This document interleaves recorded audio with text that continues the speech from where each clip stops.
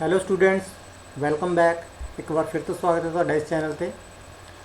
ਇਸ ਵੀਡੀਓ ਵਿੱਚ ਅਸੀਂ 6ਵੀਂ ਕਲਾਸ ਦਾ ਪਾਠ 3 ਵਿੰਡੋਜ਼ ਨਾਲ ਜਾਣ ਪਛਾਣ ਇਸ ਬਾਰੇ ਪੜ੍ਹਾਂਗੇ ਤੇ ਇਸ ਦੇ ਵਿਸ਼ਿਆਂ ਨੂੰ ਜਿਹੜਾ ਅਸੀਂ ਡਿਟੇਲ 'ਚ ਪੜ੍ਹਾਂਗੇ ਤੇ ਸਮਝਾਂਗੇ ਤੇ ਉਹਨਾਂ ਦੀ ਵਿਆਖਿਆ ਕਰਾਂਗੇ। ਤੇ ਆਪ ਸਭ ਨੇ ਇਹਨਾਂ ਵਿਸ਼ਿਆਂ ਨੂੰ ਬੜੇ ਧਿਆਨ ਨਾਲ ਸੁਣਨਾ ਤੇ ਸਮਝਣਾ ਆ, ਦਿਮਾਗ 'ਚ ਰੱਖਣ ਦੀ ਕੋਸ਼ਿਸ਼ ਕਰਨੀ, ਯਾਦ ਕਰਨਾ ਹੈ।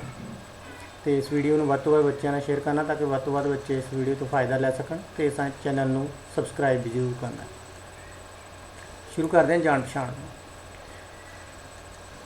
ਹੁਣ ਸਾਨੂੰ ਬੱਚਿਓ ਪਤਾ ਲੱਗ ਚੁੱਕਾ ਕਿ ਜਿਹੜਾ ਕੰਪਿਊਟਰ ਇੱਕ ਇਲੈਕਟ੍ਰੋਨਿਕ ਮਸ਼ੀਨ ਆ ਤੇ ਬਾਕੀ ਮਸ਼ੀਨਾਂ ਦੀ ਵਾਂਗ ਇਸ ਤੋਂ ਕੰਮ ਲੈਣ ਲਈ ਸਾਨੂੰ ਇਸ ਨੂੰ ਵੀ ਸਟਾਰਟ ਕਰਨਾ ਪੈਂਦਾ ਤੇ ਇਸ ਚੈਪਟਰ ਦੇ ਵਿੱਚ ਅਸੀਂ ਇਸ ਨੂੰ ਸਟਾਰਟ ਕਰਨਾ ਤੇ ਬੰਦ ਕਰਨਾ ਸਿੱਖਾਂਗੇ ਤੇ ਆਪਰੇਟਿੰਗ ਸਿਸਟਮ ਕੀ ਹੈ ਇਸ ਬਾਰੇ ਵੀ ਜਾਣਾਂਗੇ ਤੇ ਕਿਵੇਂ ਇੱਕ ਆਪਰੇਟਿੰਗ ਸਿਸਟਮ ਜਿਹੜਾ ਆ ਯੂਜ਼ਰ ਅਤੇ ਕੰਪਿਊਟਰ ਦੇ ਵਿਚਕਾਰ ਜਿਹੜਾ ਪੋਜ਼ ਦਾ ਕੰਮ ਕਰਦਾ, ਘੜੀ ਦਾ ਕੰਮ ਕਰਦਾ।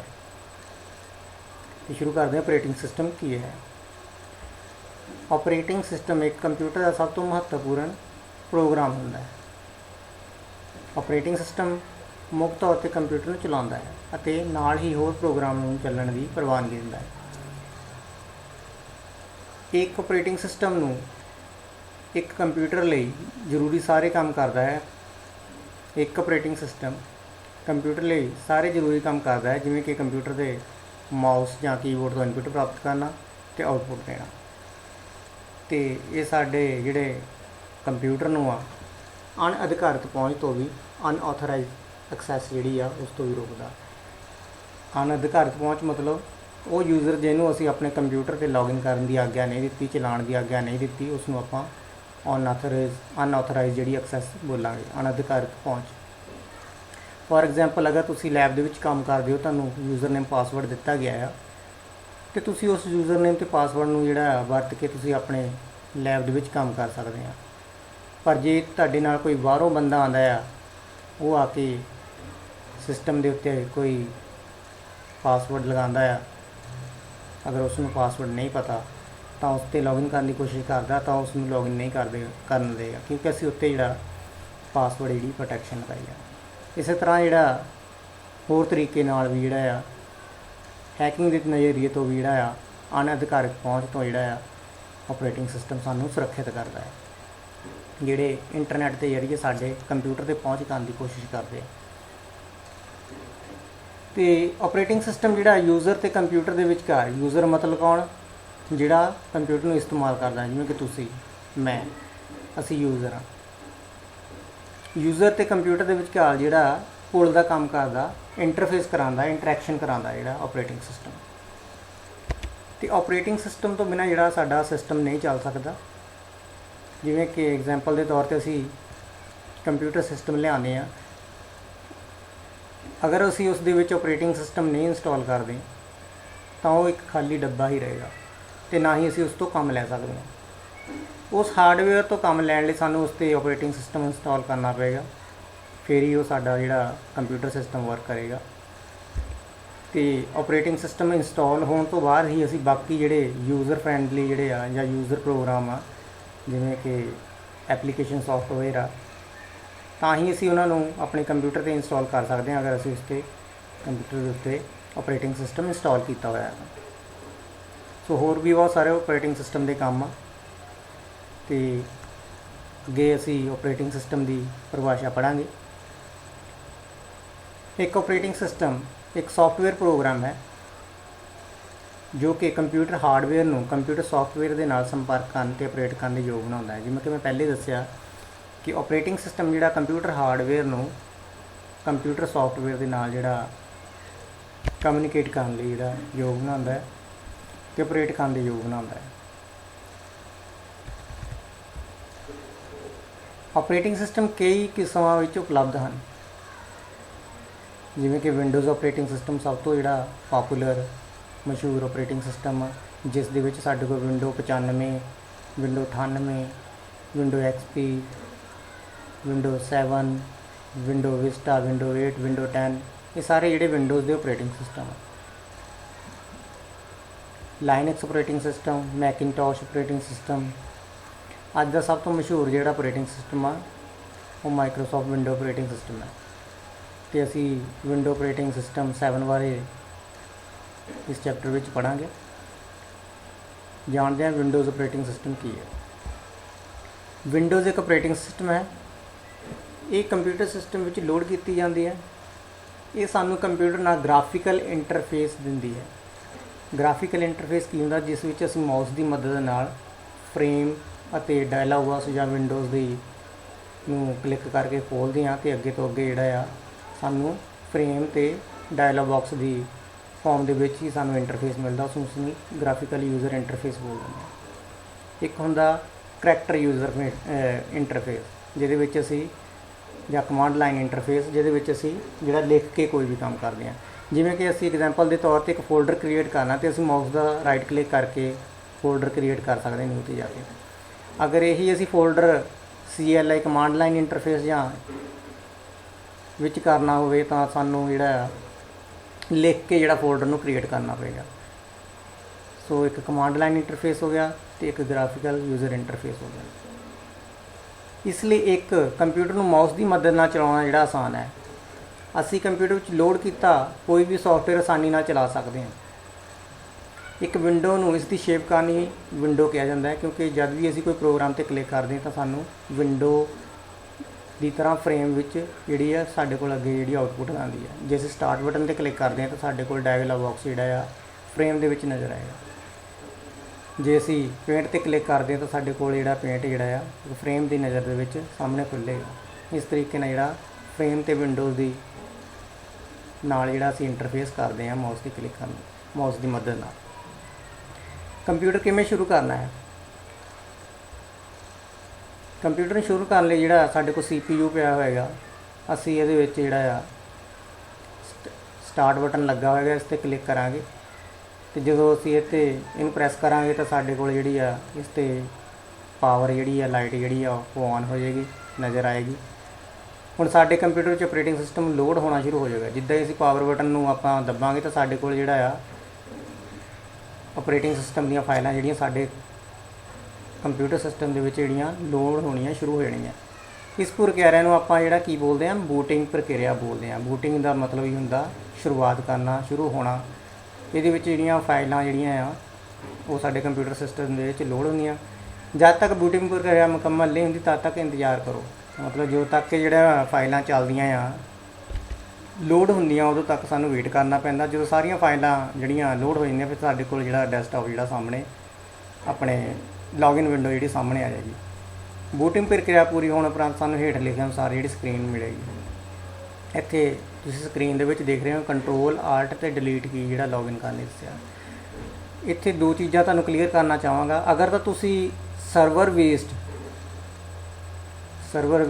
ਕਲਾਇੰਟ ਬੇਸਡ ਜਿਹੜਾ ਨੈਟਵਰਕ 'ਤੇ ਕੰਮ ਕਰ ਰਹੇ ਤਾਂ ਤੁਹਾਡੇ ਕੋਲ ਜਿਹੜਾ ਆ ਇਸ ਤਰੀਕੇ ਨਾਲ ਜਿਹੜਾ ਤੁਸੀਂ ਤੁਹਾਡੀ ਸੈਟਿੰਗ ਆਏਗੀ। ਅਸੀਂ ਕੀ ਕਰਾਂਗੇ, ਕੰਟਰੋਲ ਆਲਟ ਡਿਲੀਟ ਕੀ ਦੱਬ ਕੇ ਜਿਹੜਾ ਜੋ ਵੀ ਸਾਨੂੰ ਯੂਜ਼ਰ ਨੇਮ ਉਸ ਨੈਟਵਰਕ ਦੇ ਵਿੱਚ ਮਿਲਿਆ ਹੋਏਗਾ ਉਹਨੂੰ ਅਸੀਂ ਭਰ ਕੇ ਜਿਹੜਾ ਯੂਜ਼ਰ ਨੇਮ ਅਤੇ ਪਾਸਵਰਡ ਦੇ ਕੇ ਅਸੀਂ ਲੌਗਇਨ ਕਰ ਸਕਦੇ ਹਾਂ। ਉਹਦੇ ਵਿੱਚ ਸਾਨੂੰ ਇੱਕੋ ਹੀ ਇਸ ਤਰੀਕੇ ਨਾਲ ਜਿਵੇਂ ਕਿ ਅਗਲੀ ਸਕਰੀਨ ਦੇ ਵਿੱਚ ਦਿਖਾਇਆ ਗਿਆ ਸਾਡੇ ਕੋਲ ਇਸ ਤਰੀਕੇ ਨਾਲ ਯੂਜ਼ਰ ਦਾ ਇੰਟਰਫੇਸ ਸਾਹਮਣੇ ਆਏਗਾ। ਇੱਥੇ ਅਸੀਂ ਯੂਜ਼ਰ ਨੇਮ ਭਰਾਂਗੇ, ਫੋਰ ਐਗਜ਼ਾਮਪਲ ਯੂਜ਼ਰ 1, ਪਾਸਵਰਡ ਭਰਾਂਗੇ ਜੋ ਵੀ ਸਾਡਾ ਜਿਹੜਾ ਪਾਸਵਰਡ ਸਾਨੂੰ ਮਿਲਿਆ ਹੈਗਾ। ਇਸ ਤਰੀਕੇ ਨਾਲ ਜਿਹੜੇ ਵੀ ਤਰ੍ਹਾਂ ਦੇ ਵੱਖ-ਵੱਖ ਤਰ੍ਹਾਂ ਦੇ ਇੱਥੇ ਯੂਜ਼ਰ ਕ੍ਰੀਏਟ ਕੀਤੇ ਹੋਣਗੇ ਸਰਵਰ 'ਤੇ ਉਹ ਤੁਸੀਂ ਇਸੇ ਹੀ ਇੰਟਰਫੇਸ ਦੇ ਵਿੱਚ ਲੌਗਇਨ ਕਰ ਸਕਦੇ ਹੋ। ਅਗਰ ਤੁਸੀਂ ਐਨ ਕੰਪਿਊਟਿੰਗ ਬੇਸ ਜਿਹੜਾ ਕਲਾਇੰਟ ਸਿਸਟਮ 'ਤੇ ਵਰਕ ਕਰ ਰਹੇ ਹਨ ਤਾਂ ਤੁਹਾਡੇ ਕੋਲ ਜਿਹੜਾ ਮੇਨ ਕੰਪਿਊਟਰ ਉਹਦੇ ਨਾਲ ਜਿਹੜਾ ਲੌਗਇਨ ਵਿੰਡੋ ਬਣੀਆਂ ਹੋਣਗੀਆਂ।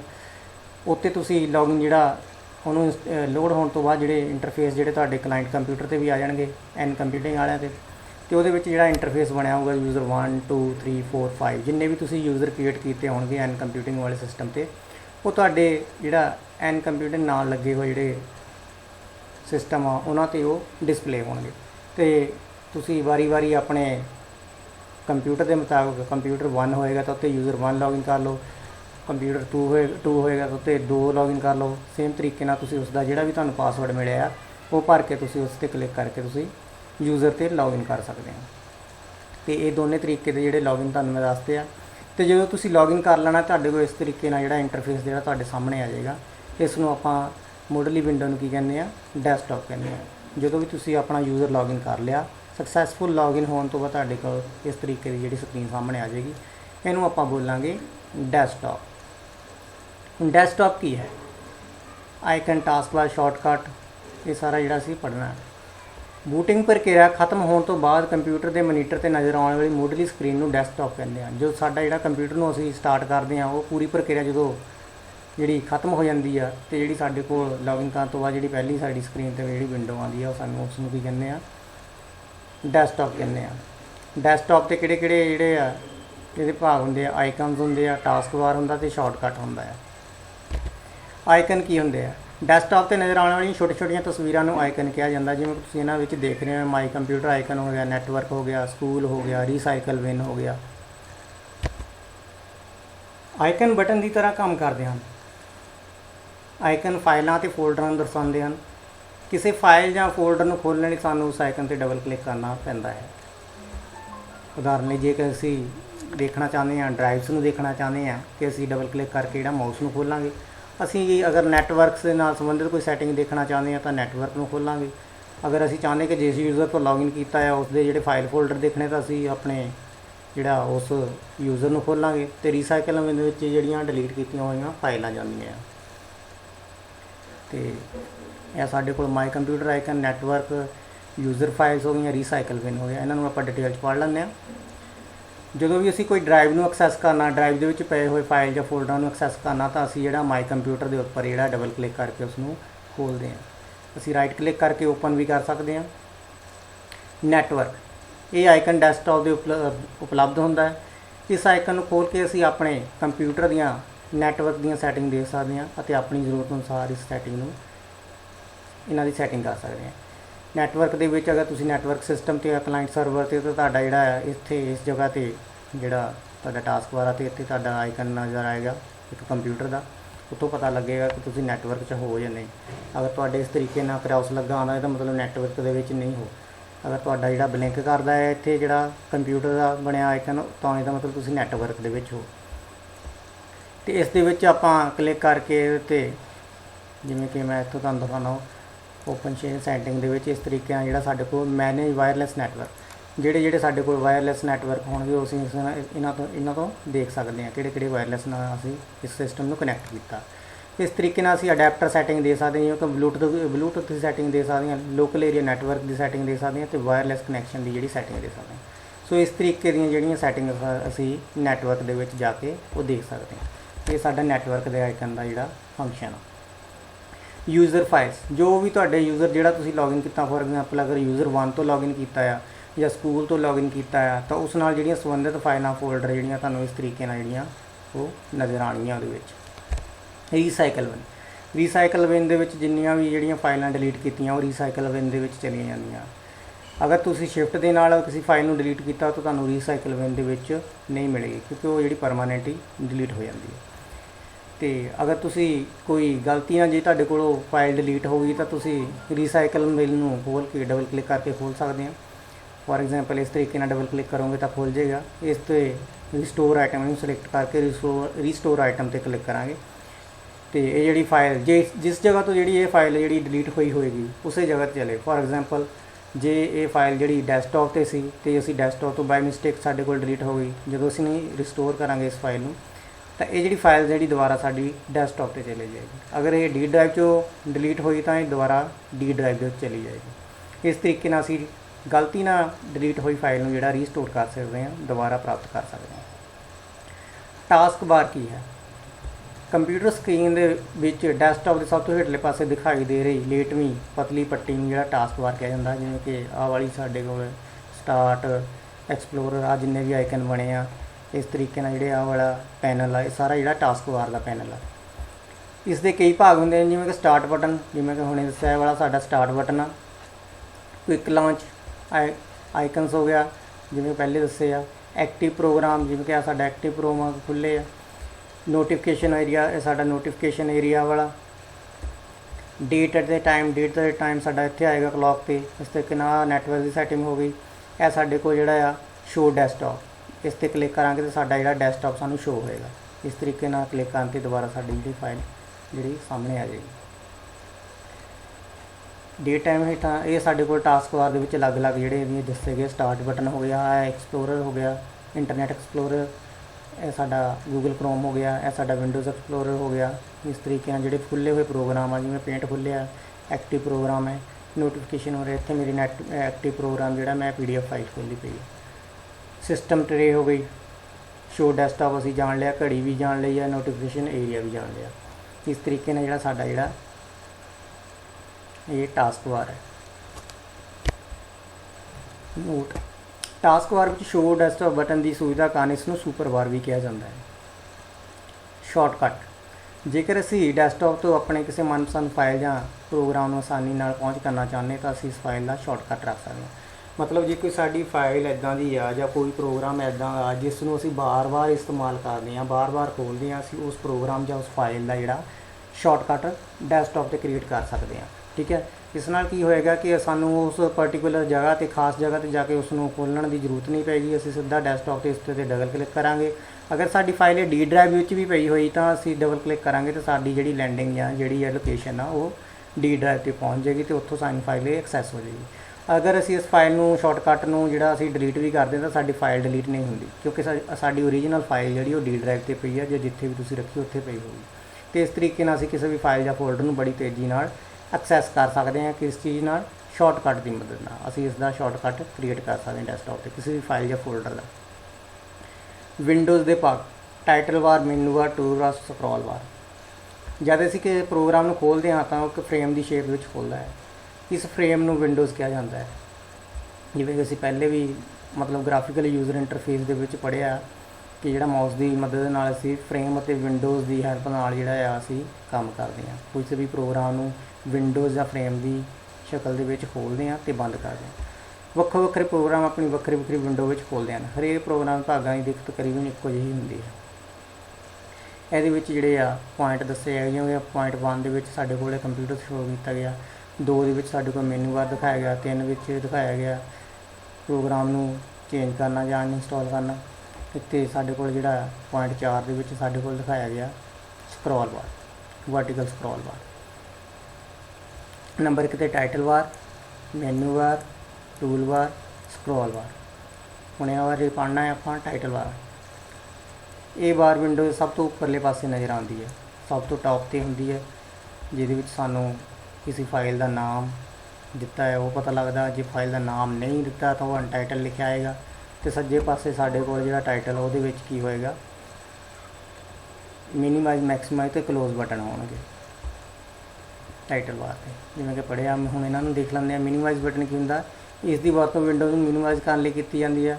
ਜਦੋਂ ਅਸੀਂ ਇਸ ਬਟਨ 'ਤੇ ਕਲਿੱਕ ਕਰਦੇ ਤਾਂ ਵਿੰਡੋ ਜਿਹੜੀ ਆ ਬਟਨ ਦੀ ਸ਼ਕਲ ਦੇ ਵਿੱਚ ਟਾਸਕ ਬਾਰ 'ਤੇ ਨਜ਼ਰ ਆਉਂਦੀ ਹੈ। ਜਿਵੇਂ ਕਿ ਇਸ ਫਾਈਲ ਨੂੰ ਮੈਂ ਮਿਨੀਮਾਈਜ਼ ਕਰਾਂਗਾ ਤਾਂ ਇਹ ਵਾਲੀ ਫਾਈਲ ਜਿਹੜੀ ਆ ਇੱਥੇ ਆ ਜਾਏਗੀ ਅਤੇ ਬਟਨ ਦੀ ਸ਼ਕਲ ਦੇ ਵਿੱਚ ਸਾਡੇ ਕੋਲ ਨਜ਼ਰ ਆਏਗੀ। ਮੈਕਸੀਮਾਈਜ਼ ਬਟਨ, ਇਹ ਬਟਨ ਜਿਹੜਾ ਵਿਚਕਾਰ ਸਥਿਤ ਹੁੰਦਾ ਹੈ, ਇਸ ਦੀ ਵਰਤੋਂ ਵਿੰਡੋ ਨੂੰ ਪੂਰੀ ਸਕਰੀਨ ਵਿੱਚ ਫੈਲਾਉਣ ਲਈ ਕੀਤੀ ਜਾਂਦੀ ਹੈ। ਮਤਲਬ ਕਿ ਪੂਰੀ ਸਕਰੀਨ ਦੇ ਉੱਤੇ ਜਿਹੜਾ ਮੈਕਸੀਮਾਈਜ਼ ਨਾਲ ਤੁਹਾਡਾ ਬਟਨ ਜਿਹੜਾ ਆ ਵਿੰਡੋ ਜਿਹੜੀ ਆ ਫੈਲ ਜਾਏਗੀ। ਹੁਣ ਆ ਜਿਹੜੀ ਮੈਂ ਫਾਈਲ ਖੋਲ੍ਹੀ ਹੈ ਪੂਰੀ ਮੈਕਸੀਮਾਈਜ਼ 'ਤੇ ਆ। ਅਤੇ ਰੀਸਟੋਰ ਬਟਨ ਦਾ ਫੰਕਸ਼ਨ, ਇਸ ਦੀ ਵਰਤੋਂ ਇਸ ਬਟਨ ਦੀ ਮਦਦ ਨਾਲ ਅਸੀਂ ਵਿੰਡੋ ਨੂੰ ਮੁੜ ਉਸਦੇ ਪੁਰਾਣੇ ਆਕਾਰ ਦੇ ਵਿੱਚ ਜਿਹੜਾ ਬਦਲਿਆ ਜਾ ਸਕਦਾ ਹੈ। ਜਦੋਂ ਮੈਂ ਇੱਥੇ ਰੀਸਟੋਰ ਡਾਊਨ 'ਤੇ ਕਲਿੱਕ ਕਰਾਂਗਾ ਤਾਂ ਇਹ ਜੋ ਇਹਦਾ ਸਾਈਜ਼ ਸਕਰੀਨ 'ਤੇ ਅਸਲ ਹੈਗਾ ਉਹ ਸ਼ੋ ਕਰੇਗਾ ਰੀਸਟੋਰ ਡਾਊਨ ਨਾਲ। ਜੇ ਮੈਨੂੰ ਫਿਰ ਤੋਂ ਹੁਣ ਇੱਥੇ ਮੇਰੀ ਜਿਹੜੀ ਮੈਕਸੀਮਾਈਜ਼ ਦੀ ਜਿਹੜੀ ਹੈ ਆਪਸ਼ਨ ਜਿਹੜੀ ਮੇਰੇ ਤੋਂ ਡਿਸਪਲੇ ਹੋਏਗੀ, ਮੈਕਸੀਮਾਈਜ਼ ਕਰਨਾ, ਫਿਰ ਮੇਰੀ ਜਿਹੜੀ ਵਿੰਡੋ ਪੂਰੀ ਸਕਰੀਨ 'ਤੇ ਆ ਜਾਏਗੀ। ਕਲੋਜ਼ ਬਟਨ, ਇਸ ਬਟਨ ਦੀ ਮਦਦ ਨਾਲ ਅਸੀਂ ਵਿੰਡੋ ਨੂੰ ਬੰਦ ਕਰ ਸਕਦੇ ਹਾਂ। ਇਹ ਜਿਹੜਾ ਕ੍ਰੋਸ ਹੈ ਇਸ ਨੂੰ ਅਸੀਂ ਕਲੋਜ਼ ਬਟਨ ਬੋਲਦੇ ਹਾਂ। ਅਤੇ ਜਦੋਂ ਅਸੀਂ ਇਸ 'ਤੇ ਕਲਿੱਕ ਕਰਾਂਗੇ ਖੁੱਲ੍ਹੀ ਹੋਈ ਫਾਈਲ ਜਿਹੜੀ ਸਾਡੀ ਬੰਦ ਹੋ ਜਾਏਗੀ। ਮੈਨੂ ਬਾਰ, ਇਸ ਬਾਰ ਵਿੱਚ ਵਿੰਡੋਜ਼ 'ਚ ਆਮ ਵਰਤੀਆਂ ਜਾਣ ਵਾਲੀਆਂ ਜਿਹੜੀਆਂ ਕਮਾਂਡਾਂ ਹੁੰਦੀਆਂ, ਜਦ ਅਸੀਂ ਇਸ ਬਾਰ 'ਤੇ ਕਿਸੇ ਮੈਨੂ 'ਤੇ ਕਲਿੱਕ ਕਰਦੇ ਤਾਂ ਡਰੋਪ ਡਾਊਨ ਮੈਨੂ ਦੇ ਵਿੱਚ ਖੁੱਲ੍ਹਦਾ। ਟੂਲ ਬਾਰ, ਇਸ ਵਿੱਚ ਆਮ ਤੌਰ 'ਤੇ ਵਰਤੀਆਂ ਜਾਣ ਵਾਲੀਆਂ ਕਮਾਂਡ ਦੇ ਬਟਨ ਲੱਗੇ ਹੁੰਦੇ ਹਨ। ਸਕਰੋਲ ਬਾਰ, ਜੇਕਰ ਵਿੰਡੋ ਵਿੱਚ ਕੋਈ ਸੂਚਨਾ ਨਜ਼ਰ ਨਾ ਆ ਰਹੀ ਹੋਵੇ ਤਾਂ ਅਸੀਂ ਇਸ ਨੂੰ ਸਕਰੋਲ ਬਾਰ ਦੀ ਮਦਦ ਨਾਲ ਉੱਪਰ ਹੇਠਾਂ ਕਰਕੇ ਦੇਖ ਸਕਦੇ ਹਾਂ। ਜਿਵੇਂ ਕਿ ਮੈਂ ਫਾਈਲ ਹੀ ਖੋਲ੍ਹੀ ਹੈ, ਇਹਦੇ ਵਿੱਚ ਜਦੋਂ ਮੈਂ ਇਹਨੂੰ ਮਾਊਸ ਦੇ ਸਕਰੋਲ ਬਟਨ ਨੂੰ ਘੁਮਾਉਣਾ ਤਾਂ ਇਹ ਜਿਹੜੀ ਸਕਰੀਨ ਜਿਹੜੀ ਉੱਪਰ ਹੇਠਾਂ ਹੋ ਰਹੀ ਹੈ ਅਤੇ ਮੇਰੇ ਕੋਲ ਆ ਸੱਜੇ ਪਾਸੇ ਜਿਹੜਾ ਆ ਵਰਟੀਕਲ ਸਕਰੋਲ ਬਾਰ ਲੱਗਿਆ ਹੋਇਆ, ਜਿਹੜਾ ਖੜਵੀਂ ਦਿਸ਼ਾ ਦੇ ਵਿੱਚ ਪੇਜ ਨੂੰ ਉੱਪਰ ਹੇਠਾਂ ਕਰ ਰਿਹਾ। ਅਤੇ ਇਸ ਤਰੀਕੇ ਨਾਲ ਆਪਾਂ ਸਕਰੋਲ ਬਾਰ ਦੀ ਮਦਦ ਲੈਂਦੇ ਹਾਂ, ਕਰਦੇ ਹਾਂ, ਹੈਲਪ ਲੈਂਦੇ ਹਾਂ ਅਤੇ ਸਕਰੋਲ ਬਾਰ ਨੂੰ ਵਰਤ ਸਕਦੇ ਹਾਂ। ਕੰਪਿਊਟਰ ਨੂੰ ਬੰਦ ਕਿਵੇਂ ਕਰਨਾ। ਜਦੋਂ ਸਾਰਾ ਅਸੀਂ ਕੰਮ ਕਰ ਲਿਆ ਤਾਂ ਸਭ ਤੋਂ ਪਹਿਲਾਂ ਸਾਡਾ ਜਿਹੜਾ ਕੰਮ ਹੁੰਦਾ ਆ, ਕੰਮ ਕਰਨ ਤੋਂ ਬਾਅਦ ਕਿ ਸਿਸਟਮ ਨੂੰ ਪ੍ਰੋਪਰ ਤਰੀਕੇ ਨਾਲ ਸਹੀ ਢੰਗ ਦੇ ਨਾਲ ਬੰਦ ਕਰੀਏ। ਠੀਕ ਹੈ, ਉਸ ਵਾਸਤੇ ਅਸੀਂ ਕੀ ਕਰਨਾ, ਸਟਾਰਟ ਬਟਨ 'ਤੇ ਕਲਿੱਕ ਕਰਨਾ ਹੈ, ਫਿਰ ਸਟਾਰਟ ਮੈਨੂ ਤੋਂ ਸ਼ਟਡਾਊਨ ਬਟਨ 'ਤੇ ਕਲਿੱਕ ਕਰ ਦੇਣਾ ਹੈ। ਜਿਵੇਂ ਕਿ ਇੱਥੇ ਦਿਖਾਇਆ ਗਿਆ ਸਟਾਰਟ ਮੈਨੂ ਤੇ ਸ਼ਟਡਾਊਨ, ਮੈਂ ਇੱਥੋਂ ਵੀ ਦਿਖਾਵਾਂਗਾ। ਸਟਾਰਟ ਬਟਨ 'ਤੇ ਕਲਿੱਕ ਕਰਕੇ ਮੇਰੇ ਕੋਲ ਸ਼ਟਡਾਊਨ ਆ।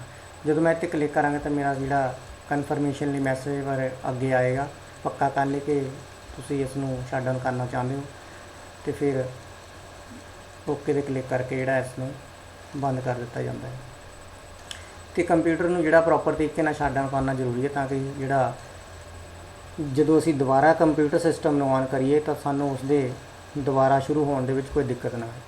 ਕਈ ਵਾਰੀ ਅਸੀਂ ਸਿੱਧਾ ਕੰਪਿਊਟਰ ਨੂੰ ਬੰਦ ਕਰ ਦਿੰਦੇ ਆ ਤਾਂ ਕੰਪਿਊਟਰ ਜਿਹੜਾ ਦੁਬਾਰਾ ਸਟਾਰਟ ਹੋਣ ਦੇ ਵਿੱਚ ਕੋਈ ਨਾ ਕੋਈ ਪ੍ਰੋਬਲਮ ਲੈਣ ਲੱਗ ਜਾਂਦਾ। ਉਸ ਚੀਜ਼ ਨੂੰ ਦੂਰ ਕਰਨ ਲਈ ਅਸੀਂ ਜਿਹੜਾ ਕੰਪਿਊਟਰ ਸਿਸਟਮ ਨੂੰ ਸਾਰੀਆਂ ਫਾਈਲਾਂ ਨੂੰ ਪਹਿਲੇ ਪ੍ਰੋਪਰ ਤਰੀਕੇ ਨਾਲ ਬੰਦ ਕਰੀਏ ਅਤੇ ਫਿਰ ਹੀ ਅਸੀਂ ਸ਼ਟਡਾਊਨ 'ਤੇ ਕਲਿੱਕ ਕਰੀਏ। ਅਤੇ ਜਦੋਂ ਹੀ ਅਸੀਂ ਸ਼ਟਡਾਊਨ 'ਤੇ ਕਲਿੱਕ ਕਰਾਂਗੇ ਤਾਂ ਸਾਡਾ ਕੁਝ ਟਾਈਮ ਬਾਅਦ ਜਿਹੜਾ ਸਿਸਟਮ ਬੰਦ ਹੋ ਜਾਏਗਾ। ਨੋਟ, ਹਮੇਸ਼ਾ ਕੰਪਿਊਟਰ ਨੂੰ ਸ਼ਟਡਾਊਨ ਕਰਨ ਤੋਂ ਪਹਿਲਾਂ ਇਸ ਵਿੱਚ ਚੱਲਦੀਆਂ ਐਪਲੀਕੇਸ਼ਨ ਨੂੰ ਬੰਦ ਕਰ ਦੇਣਾ ਚਾਹੀਦਾ। ਜਿਵੇਂ ਕਿ ਪਹਿਲੇ ਦੱਸਿਆ, ਜਿਹੜੀ ਵੀ ਐਪਲੀਕੇਸ਼ਨ ਤੁਸੀਂ ਖੋਲ੍ਹੀ ਆ ਉਸ ਨੂੰ ਬੰਦ ਕਰ ਲੈਣਾ ਚਾਹੀਦਾ। ਅਗਰ ਤੁਸੀਂ ਉਸ 'ਤੇ ਫਾਈਲਾਂ ਨੂੰ ਨਹੀਂ ਬੰਦ ਕੀਤਾ ਤਾਂ ਉਹ ਫੋਰਸਫੁਲੀ ਉਹਨਾਂ ਫਾਈਲਾਂ ਨੂੰ ਜਿਹੜਾ ਬੰਦ ਕਰ ਦੇਗਾ, ਅਤੇ ਤੁਹਾਡੀਆਂ ਅਗਰ ਫਾਈਲਾਂ ਉਹ ਸੇਵ ਨਹੀਂ ਹੋਈਆਂ ਤਾਂ ਉਹ ਜਿਹੜੀਆਂ ਸੇਵ ਨਹੀਂ ਹੋ ਪਾਉਣਗੀਆਂ। ਇਸ ਕਰਕੇ ਆਪਣੀਆਂ ਫਾਈਲਾਂ ਨੂੰ ਸੇਵ ਕਰਕੇ ਬੰਦ ਕਰ ਲਓ ਅਤੇ ਫਿਰ ਹੀ ਸ਼ਟਡਾਊਨ 'ਤੇ ਕਲਿੱਕ ਕਰੋ। ਅਤੇ ਕੁਛ ਯਾਦ ਰੱਖਣ ਜੋ ਗੱਲਾਂ ਨੂੰ ਆਪਾਂ ਦੁਹਰਾ ਲੈਂਦੇ। ਕੰਪਿਊਟਰ ਦੀ ਮੁੱਢਲੀ ਸਕਰੀਨ ਨੂੰ ਆਪਾਂ ਡੈਸਕਟਾਪ ਕਹਿੰਦੇ ਹਾਂ। ਪੁਆਇੰਟ ਨੰਬਰ 2, ਡੈਸਕਟਾਪ 'ਤੇ ਨਜ਼ਰ ਵਾਲੀਆਂ ਫਾਈਲਾਂ, ਫੋਲਡਰਾਂ ਅਤੇ ਪ੍ਰੋਗਰਾਮ ਨੂੰ ਛੋਟੀਆਂ ਤਸਵੀਰਾਂ ਨੂੰ ਆਈਕਨ ਕਿਹਾ ਜਾਂਦਾ ਹੈ। ਮਾਈ ਕੰਪਿਊਟਰ ਆਈਕਨ ਦੀ ਵਰਤੋਂ ਫਾਈਲਾਂ, ਫੋਲਡਰਾਂ ਅਤੇ ਲੋਕਲ ਡਰਾਈਵਸ ਨੂੰ ਦੇਖਣ ਲਈ ਕੀਤੀ ਜਾਂਦੀ ਹੈ। ਸਾਰੀਆਂ ਡਿਲੀਟ ਹੋਈਆਂ ਫਾਈਲਾਂ ਜਿਹੜੀਆਂ ਰੀਸਾਈਕਲ ਬਿਨ ਦੇ ਵਿੱਚ ਸਟੋਰ ਹੁੰਦੀਆਂ ਆ। ਟਾਸਕ ਬਾਰ ਨੂੰ ਸੁਪਰ ਬਾਰ ਵੀ ਕਿਹਾ ਜਾਂਦਾ ਹੈ। ਸ਼ੋ ਡੈਸਕਟਾਪ ਬਟਨ ਦੀ ਵਰਤੋਂ ਸਾਰੇ ਖੁੱਲ੍ਹੇ ਹੋਏ ਪ੍ਰੋਗਰਾਮ ਨੂੰ ਮਿਨੀਮਾਈਜ਼ ਕਰਨ ਅਤੇ ਡੈਸਕਟਾਪ ਤੱਕ ਪਹੁੰਚ ਕਰਨ ਲਈ ਕੀਤੀ ਜਾਂਦੀ ਹੈ। ਸਾਨੂੰ ਕੰਪਿਊਟਰ ਨੂੰ ਪਾਵਰ ਬਟਨ ਤੋਂ ਸਿੱਧਾ ਬੰਦ ਨਹੀਂ ਕਰਨਾ ਚਾਹੀਦਾ। ਸੋ ਇਹ ਸੀ ਸਾਡਾ ਜਿਹੜਾ ਚੈਪਟਰ ਪਾਠ 3, ਜਿਸ ਨੂੰ ਅਸੀਂ ਡਿਟੇਲ 'ਚ ਸਮਝਿਆ। ਉਮੀਦ ਕਰਦਾ ਹਾਂ ਕਿ ਇਹ ਜਿਹੜਾ ਵੀਡੀਓ ਟਿਊਟੋਰੀਅਲ ਤੁਹਾਡੇ ਲਈ ਕਾਫੀ ਹੈਲਪਫੁਲ ਹੋਏਗਾ, ਅਤੇ ਤੁਸੀਂ ਇਸ ਵੀਡੀਓ ਨੂੰ ਧਿਆਨ ਨਾਲ ਸੁਣਨਾ ਅਤੇ ਸਮਝਣਾ। ਅਤੇ ਅਗਲੀ ਵੀਡੀਓ ਲੈ ਕੇ ਵੀ ਹਾਜ਼ਰ ਹੋਵਾਂਗਾ, ਅਤੇ ਇਸ ਚੈਨਲ ਨਾਲ ਜੁੜੇ ਰਹੋ ਅਤੇ ਵੀਡੀਓਜ਼ ਨੂੰ ਦੇਖਦੇ ਰਹੋ। Thank you for watching the video.